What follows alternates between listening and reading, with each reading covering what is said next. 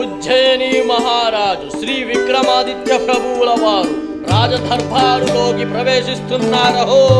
విక్రమార్క ప్రభువులకు జయహో, విక్రమార్క ప్రభువులకు జయహో, విక్రమార్క ప్రభువులకు జయహో, విక్రమార్క ప్రభువులకు జయహో. మంత్రులారా, సర్వ సైన్యాధిపతులారా, మీరు మీ స్థానాలలో ఆసీనులవ్వండి. ఏవండి కోశాధికారి గారు? సెలవివ్వండి మహారాజా. ఏవండి, మీకు జ్ఞాపకం ఉందా?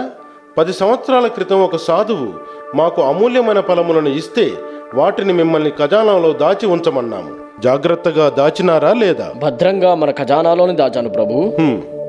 ఆ సాధువు రోజు మా సభకు నిశ్శబ్దంగా వచ్చి వెళ్లడమే మాకు వింతగా అనిపించేది. అవును మహారాజా, ఆ సాధువు రోజు రాజదర్బారుకు వచ్చి వెళ్లడం ఆయనకు నిత్యకృత్యమైనది. రోజు దర్బారుకు వచ్చి మాకు ఫలాన్నివ్వడం, మేం వాటిని మీకు అందజేయడం రివాజుగా మారిపోయింది. ఏమంటారు మీరు? చిత్తం మహారాజా. అది సరే, ఇంతకీ ఇన్నేళ్ల నుండి మనకిస్తున్న ఫలాలు ఎక్కడ ఉన్నాయి? వాటి పరిస్థితి ఏమిటి? వారిచ్చిన ఫలాలతో మన ఖజానా నిండిపోయింది ప్రభు. ఆ ఫలాలన్నీ కూడా మెరుస్తున్న వజ్రాలుగా మారిపోయాయి. వాటి వల్ల వచ్చే కాంతి మన ఖజానా శోభను మరింత రెట్టింపు చేసింది ప్రభు. నాకర్థం కాని విషయం ఒక్కటే, ఆ సాధువు ఎందుకిలా చేస్తున్నాడు? ఈరోజు అతను రాని, అతన్ని ఖచ్చితంగా అడిగి ఫలాలు ప్రతినిత్యం మాకివ్వడంలో రహస్యమేమిటో తెలుసుకుంటాను. జయము మహారాజా. మహాత్మా, సుస్వాగతం. మీరు మాకు 10 సంవత్సరాలుగా ఇస్తున్న అమూల్య వజ్రాల బహుమతులను మాకెందుకు ఇస్తున్నారో మేము తెలుసుకోవచ్చా? రాజా, నేను అద్భుత మంత్రాన్ని సాధించేందుకు నాకు మహావీరుని సహాయం అవసరం. నేను ఆ ఫలాలను మీకెందుకు ఇస్తున్నానంటే మీరు నాకు సహాయపడతారని. మీ వల్లే ఆ మంత్రాన్ని సాధించగలను. మీకు సహాయం చేయడం నా అదృష్టంగా భావిస్తున్నాను. నేను సిద్ధంగానే ఉన్నాను. చెప్పండి మహాత్మా, నేనే విధంగా మీకు సహాయపడగలను? ఈ రోజు నుండి పక్షం రోజుల తర్వాత అమావాస్య వస్తుంది. ఆ రోజు అర్ధరాత్రి శ్మశాన వాటికలో గల చెట్టు కింద నేనుంటాను. నీవక్కడికి వచ్చి నన్ను కలవాల్సి ఉంటుంది. ఇది చాలా రహస్యం. అటులనే స్వామి, మీ ఆజ్ఞను శిరసావహించి శ్మశానంలో మిమ్మల్ని కలుస్తాను. అది అమావాస్య అర్ధరాత్రి. అందరి కన్నులు గప్పి రాజభవనం నుండి విక్రమాదిత్యుడు ఒంటరిగా శ్మశానం వైపు బయలుదేరాడు. అతని నుదుటన చందనం బొట్టును ధరించి, పెద్ద కత్తిని చేత ధరించి అడుగులో అడుగు వేసుకుంటూ శ్మశానాన్ని చేరుకున్నాడు. అక్కడ చుట్టూ కాలుతున్న శవాలు, మరోవైపు ఎముకలు, పుర్రెలతో నిండిన అస్థిపంజరాల దిబ్బలు.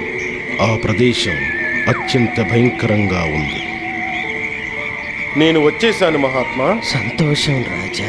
ధైర్య పరాక్రమములు కలిగిన వీరులే తామిచ్చిన మాటను నిలబెట్టుకుంటారు. చెప్పండి మునివర్య, మీ ఆజ్ఞకై ఎదురు చూస్తున్నాను. రాజా, ఇక్కడి నుండి దక్షిణ దిశగా ప్రయాణం చెయ్యి. సరిగ్గా 10 క్రోసుల దూరంలో ఒక మర్రి చెట్టు కనిపిస్తుంది. ఆ చెట్టు కొమ్మపై ఒక శవం వేలాడుతూ ఉంటుంది.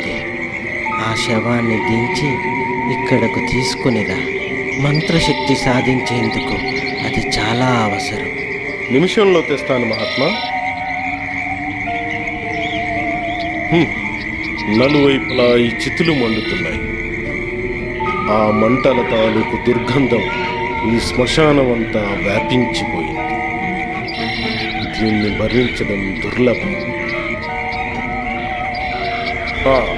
అదిగో అదే మర్రి చెట్టు. కొమ్మపై శవం వేలాడుతోంది. అరే, ఈ శవాన్ని ఇక్కడ ఎవరు వేలాడదీసి ఉంటారు? ఏమో మరి, ఆ సంగతి తర్వాత చూద్దాం. ముందుగా ఈ శవాన్ని దించుదాం. ఎంత బరువుగా ఉంది. సరే శవమా, పద. సాధువు పిలుస్తున్నాడు. పూజకు వేలైంది.